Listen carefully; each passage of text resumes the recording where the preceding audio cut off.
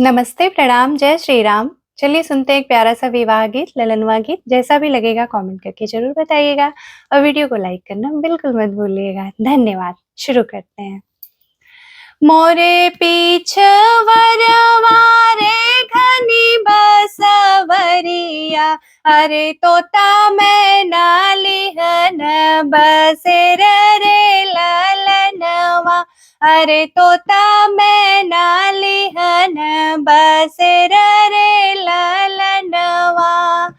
सुती गई न तोता रे सुती गई न मैना, अरे सुती गई न गौआ के लोग रे ललनवा, अरे सुती गई न गौआ के लोग रे ललनवा।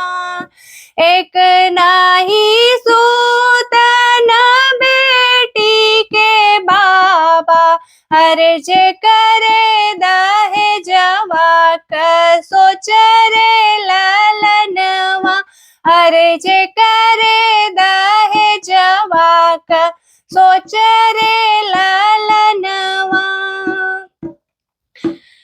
मोरे पीछवरवा रे घनी बसवरिया, अरे तोता मैना लिहन बसेर रे ललनवा, अरे तोता मैना लिहन बसेर रे ललनवा।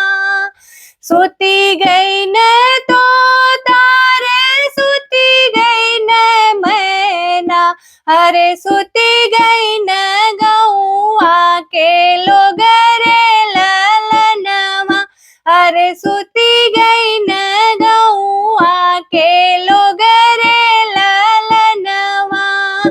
एक नाही सूतन बेटी के पापा, अरे जे करे दहेजवा क सोच रे ललनवा, अरे जे करे दहेजवा क सोच रे ललनवा। मोरे पीछवर मारे घनी बसवरिया, अरे तोता मैना लिहन बसेर रे ललनवा, अरे तोता मैना लिहन बसेर रे ललनवा। एक सुती गई न तोता रे सुती गई न मैना, अरे सुती गई न गौआ के लोग रे ललनवा, अरे सुती गई न गौआ के लोग रे ललनवा।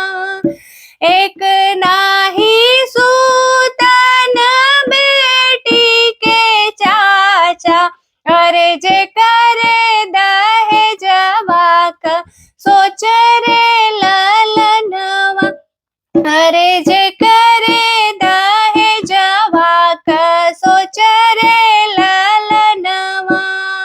मोरे पीछवरवा रे घनी बसवरिया, अरे तोता मैना लिहन बसेर रे ललनवा।